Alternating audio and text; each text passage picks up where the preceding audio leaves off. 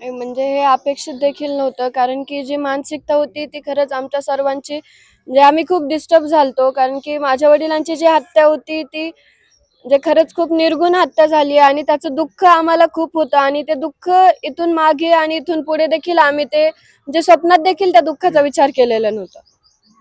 किती टक्के पडलेले आहेत आणि पटकन बोलत काय जाऊ. कुटुंबियांना सांगितले का त्यांचं काय? हे 85.33 मार्क्स आहेत. आणि आज खंत या गोष्टीची वाटतेय, की आज सर्वजण सोबत आहेत, पण माझे वडील माझ्यासोबत नाहीत. त्यांची कौतुकाची थाप माझ्या पाठीवर आज पडणार नाही. आज देखील नाही तर इथून पुढे ती थाप माझ्या पाठीवर कधीच पडणार नाहीये. आणि ज्या लोकांनी माझ्या वडिलांना आमच्यापासून माझ्या कुटुंबापासून, गावापासून त्यांना हिरावून घेतलं, त्या लोकांना लवकरात लवकर सरकारने फाशी द्यावी. आज आमचं कुटुंब जे उघड्यावर पडलंय, आमचे जे डिसिजन आहेत ते थांबलेले आहेत.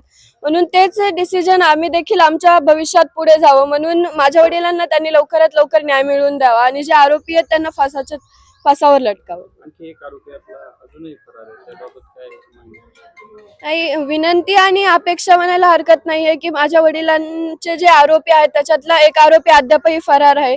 त्याला प्रशासनाने लवकरात लवकर ताब्यात घेऊन त्यांना सुद्धा यामध्ये म्हणजे ते तर आरोपी आहेत, पण त्यांना फाशीची शिक्षा ही लवकरात लवकर झाली पाहिजे. वडिलांचं काय स्वप्न होतं? काय बनावं आणि आता काय पुढचं कुठं ऍडमिशन घेणार आहे? काय? माझी नीटची तयारी चालू होती, पण कालचा नीटचा जो पेपर झाला त्याच्यामध्ये माझं स्कोरिंग खूपच कमी म्हणजे 150च्या आतच येतंय. पण मला माझ्या वडिलांचे स्वप्न पूर्ण करायचे आहेत आणि डिसिजन आम्ही त्यावेळेस घेऊ शकू, त्यावेळेस माझ्या वडिलांना न्याय मिळेल म्हणून सरकारकडे माझी विनंती आहे, की त्यांनी लवकरात लवकर माझ्या वडिलांना न्याय द्यावा.